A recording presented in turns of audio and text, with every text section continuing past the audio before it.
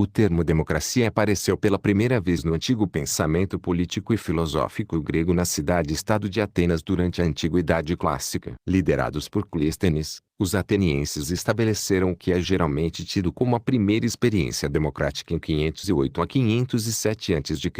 Clístenes é referido como o pai da democracia ateniense. A democracia ateniense tomou a forma de uma democracia direta e tinha duas características distintivas: a seleção aleatória de cidadãos comuns para preencher os poucos cargos administrativos e judiciais existentes no governo e uma assembleia legislativa composta por todos os cidadãos atenienses. Todos os cidadãos elegíveis eram autorizados a falar e votar na assembleia, que estabelecia as leis da cidade-estado. No entanto, a cidadania ateniense excluía mulheres, escravos, estrangeiros, metoikoi, os que não eram proprietários de terras e os homens com menos de 20 anos de idade. Dos cerca de 200 a 400 mil habitantes de Atenas na época, havia entre 30 mil e 60 mil cidadãos. A exclusão de grande parte da população a partir do que era considerada cidadania está intimamente relacionada com a antiga compreensão do termo. Durante a maior parte da antiguidade, o benefício da cidadania era associado à obrigação de lutar em guerras. O sistema democrático ateniense não era apenas dirigido no sentido de que as decisões eram tomadas pelas pessoas reunidas na assembleia,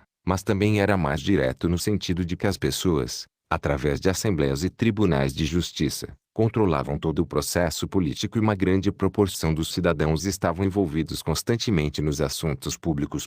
Mesmo com os direitos do indivíduo não sendo garantidos pela Constituição ateniense no sentido moderno, os antigos gregos não tinham uma palavra para direitos. Os atenienses gozavam de liberdades não por conta do governo, mas por viverem em uma cidade que não estava sujeita a outro poder e por não serem eles próprios sujeitos às regras de outra pessoa. A votação por pontos apareceu em Esparta já em 700 a.C.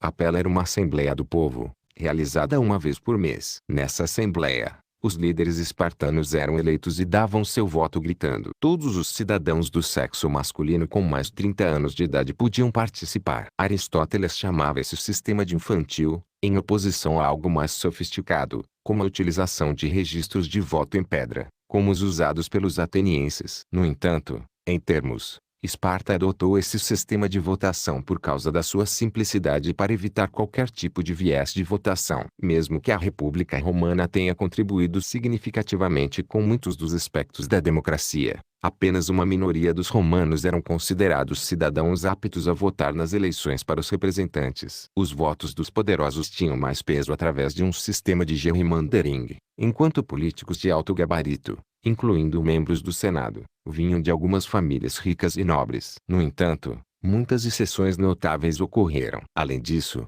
a República Romana foi o primeiro governo no mundo ocidental a ter uma república como um Estado-nação.